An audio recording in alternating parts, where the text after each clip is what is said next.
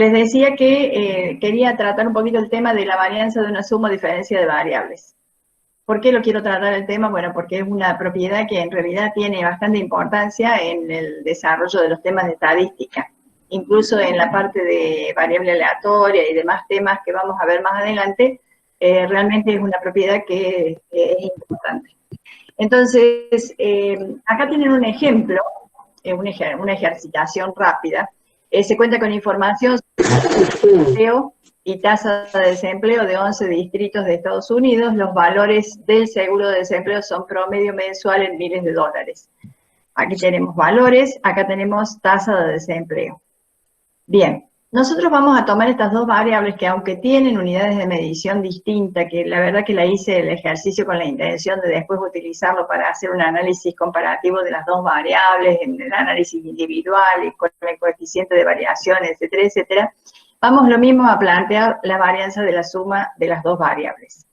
Entonces, los datos con estas dos variables, lo que yo hice fue hacer un análisis bivariado, o sea, sacar la matriz de covarianzas y la matriz de correlación.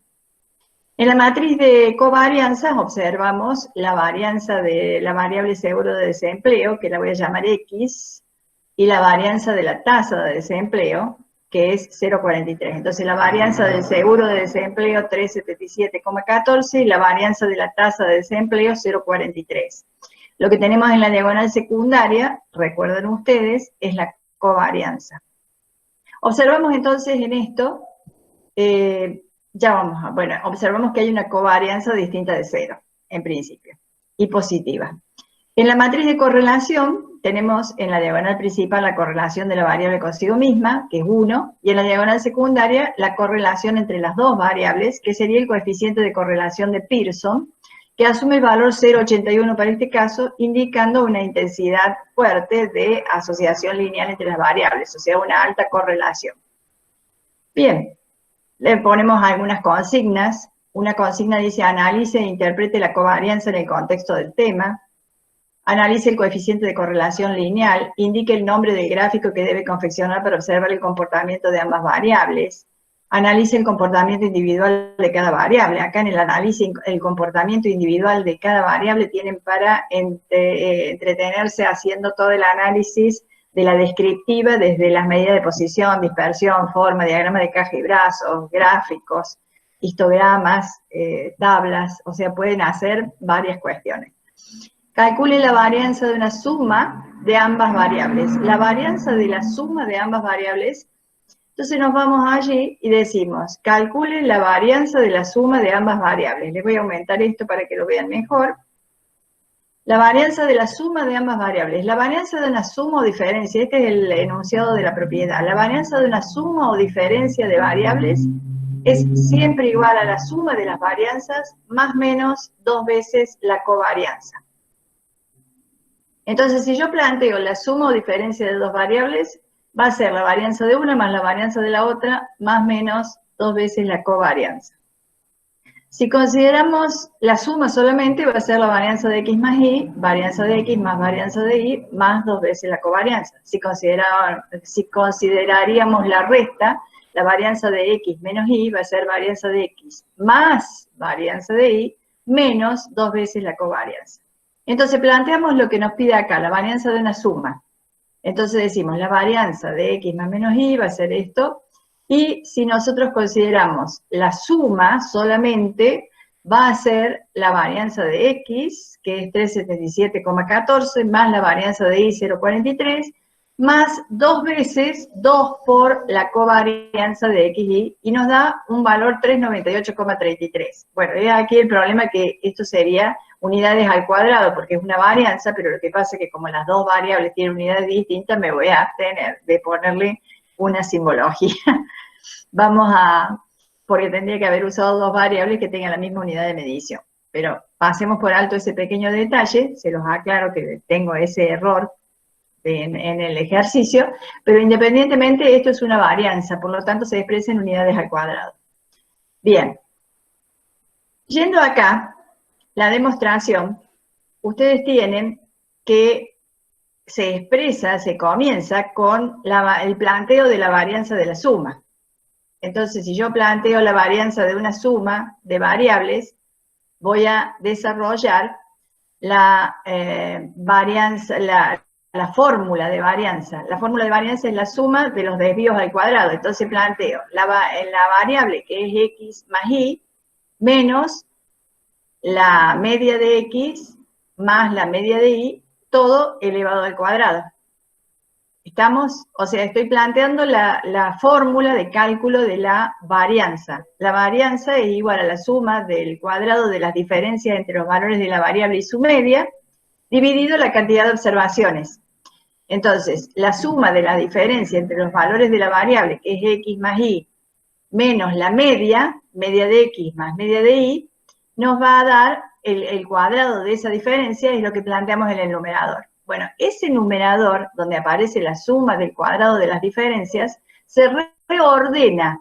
Entonces se coloca el valor de la variable x menos la media, más el valor de la variable y menos la media, bajo el cuadrado del binomio que quedó planteado.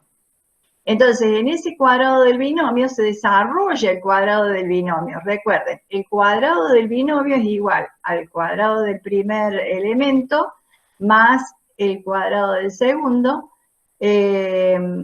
más 2 veces el primero por el segundo. Entonces hacemos el cuadrado del primero, el cuadrado del segundo, o sea, el cuadrado del primero más 2 veces el primero por el segundo, más el cuadrado del segundo elemento, dentro del binomio. Y cuando desarrollamos esto, lo trabajamos algebraicamente.